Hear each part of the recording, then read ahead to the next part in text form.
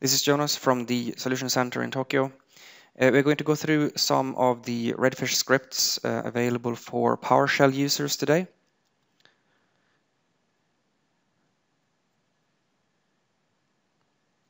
We now place them in the documents folder for this user. And you can see there's several scripts. We've got 4 of them in this case. Each script is in a folder with the same name as the script itself.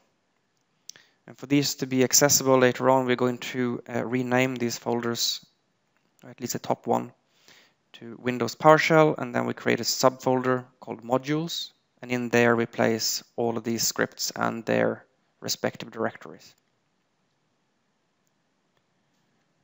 So if we look at it from the command line with the tree command, you can see the layout of these folders.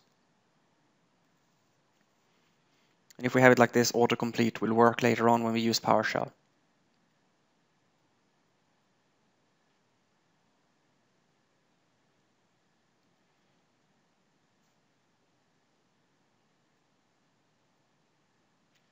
We're going to have a look at this script here first. This is for firmware update.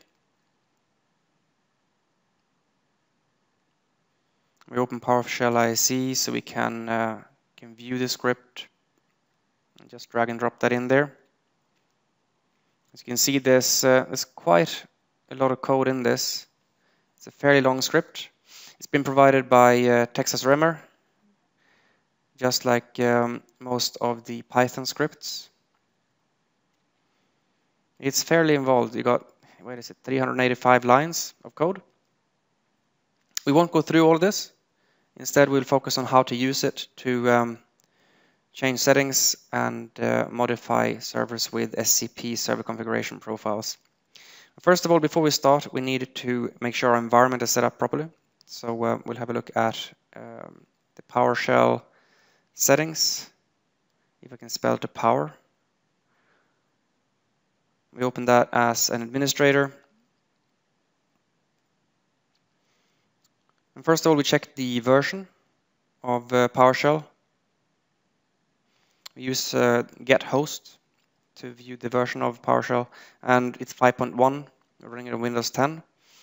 5.0 will work as well, but anything below that will not work. So we'll also check the execution policy, which is in this case set to restricted.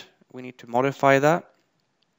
So we're going to use set execution policy, and we set it to remote signed.